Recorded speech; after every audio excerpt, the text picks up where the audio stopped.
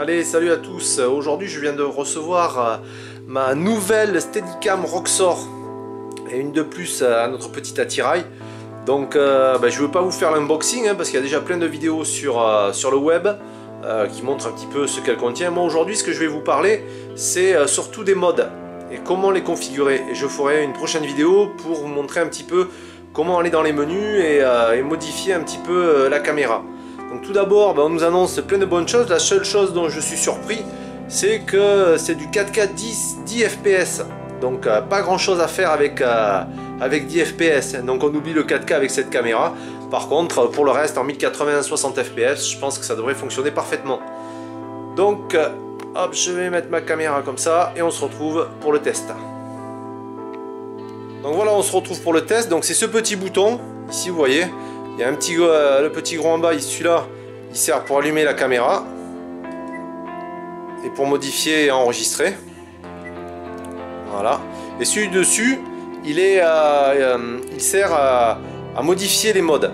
Donc en fait, si j'appuie deux fois dessus, hop, voilà, vous voyez, là je suis en mode classique, en mode suivi. 2, 3, j'appuie 3 fois dessus. Je change de mode et là je suis vraiment fixe. Si j'appuie 4 fois, 1, 2, 3, 4, là je suis en mode suivi, c'est à dire que quand je vais bouger la caméra, en fait elle va fixer le bas ou alors fixer le haut. Si je rappuie une fois dessus, là voilà, elle s'éteint parce qu'en fait c'est pour aller modifier les paramètres si vous voulez travailler sur la caméra et changer. J'en appuie une fois dessus, elle revient en mode classique, hein, le quatrième que j'avais pris, le mode suivi. Et donc là je vais appuyer deux fois dessus, 1, 2, hop, et là maintenant je retrouve mon mode de suivi et de follow me. 1, 2, 3.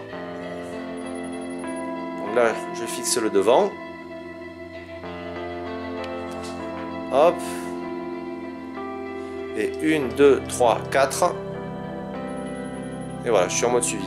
Si j'appuie 5 fois, en fait, c'est pour le recalibrage de la caméra. Donc il faut bien la positionner à plat. Et on appuie 4 fois dessus et elle va s'auto-calibrer. Ça va recalibrer l'IMU. Voilà, pour cette première petite présentation. Et puis on verra par la suite ce mode-là, le mode enregistrement. J'appuie ici, vous voyez. Je démarre l'enregistrement. Là, je l'éteins. Et ici, il y a quelques petits boutons. Je vais vous montrer un petit peu dans une autre vidéo comment s'en servir et comment la paramétrer correctement. Voilà. Sur ce, on se retrouve pour de prochaines vidéos. Ciao.